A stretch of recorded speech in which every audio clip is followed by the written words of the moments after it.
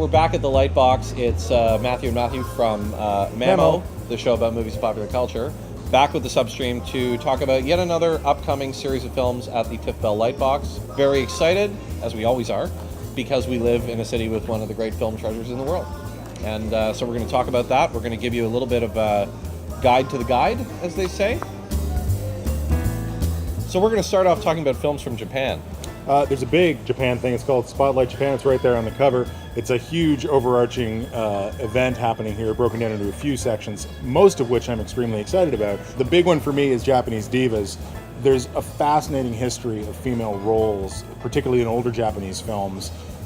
There's a lot of very masculine genres in Japan, so you don't see a lot of really good female roles, and they're highlighting some of the ones that really stand out. Like, I mean, again, I'm thinking specifically of Throne of Blood. It's such a fascinating lead performance in the Lady Macbeth role. It doesn't get much worse than that. You don't get a better female part than Lady Macbeth. Yeah, absolutely. But it contextualizes Kurosawa in a way that he almost never gets contextualized, because he almost never has those kinds of roles. And then the next part that I'm really excited about is the Nakatsu series, which is called Tokyo Drifters. Now, Nakatsu was a studio in Japan. It's been a studio for 100 years, but in like the 50s and 60s and 70s, they did sort of what you call the more exploitationist, kind of noirish movies. So movies about criminals, bad guys, gangsters, those kinds of things. And, you know, they're pretty hit and miss as movies, but when they're good, they're really good. Like, I mean, it's true, obviously, of all exploitation movies, right? Sure. Like, when you really get one that really twists the knife, it's a lot of fun. One of the things that I think is, maybe more of a minor note in it is that there's a lot of 80s Japanese cinema in here. Yeah. And specifically, there's a new 35mm print of, I guess, what is the breakthrough film for Beat Takashi, Violent Cop. Takashi is such a original voice, it's probably worth just going to that if you've never seen it, just as a kind of a backgrounder. I think Sonatine is the best film he's made, but Violent Cop's really good and certainly establishes what's going to make this guy important. Right. Yeah. So moving on from Japanese cinema to the Hollywood classics, there is one movie coming in digital restoration, which I think if you're interested in film at all, you have to see it at some point in your life, and that is D.W. Griffith's Intolerance. It's the film he made as a response to the response to Birth of a Nation, which was called the most racist film of all time, perhaps justifiably so. He made a film about 4 periods of history and what he perceived as intolerance taking place in those times. I'm not going to call it a great movie on movie terms, but as like an urtext for all cinema, you got to see it at least once. The fact that they've got a film like The Thief of Baghdad, which is a silent film that has, for the time, some of the greatest special effects ever produced and is an incredible kind of visual treat.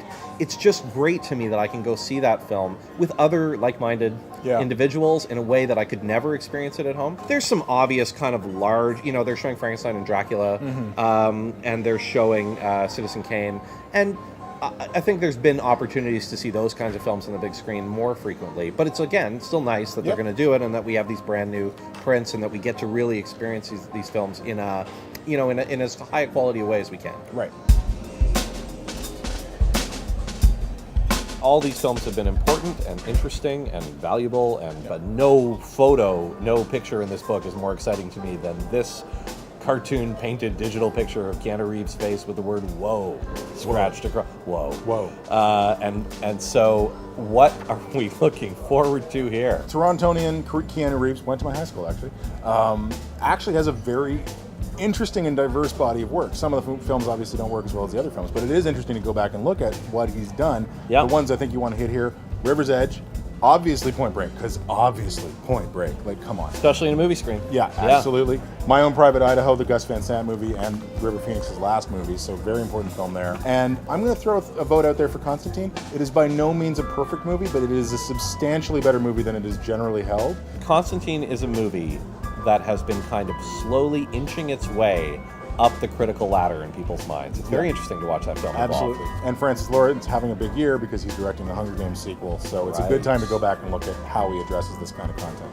And then, because it is probably the breakout genre of the last 5 years, comic book superhero movies. They're doing a comic book hero retrospective. There's 12 or 14 films. They play at lunchtime every day over the 2 successive March break periods. Yeah. So they're for kids to come downtown and watch during March break, which I love about them. And finally, as always, there's just new releases coming to the program. Actually, probably the most important new release isn't a new release at all, which is that they are bringing the 70mm Master to the Lightbox, Yeah. which if you didn't get a chance to see it in that format in the fall, you absolutely should.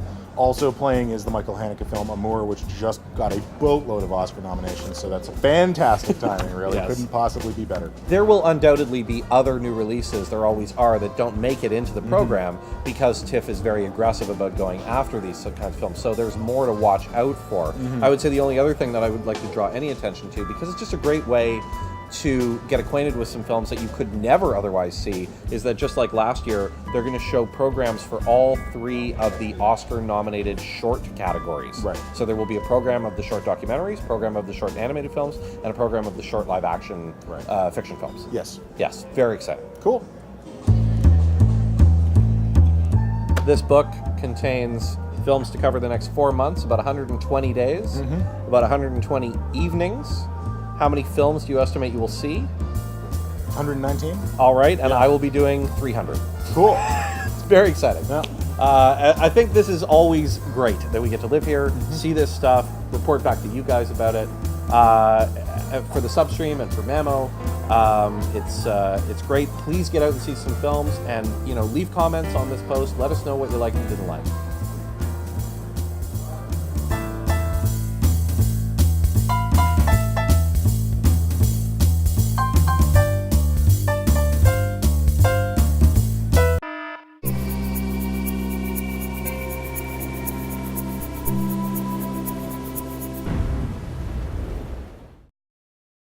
Which, by the way, he was. absolutely was. 100%. He's as much a racist as Nicole Brown Simpson is murdered.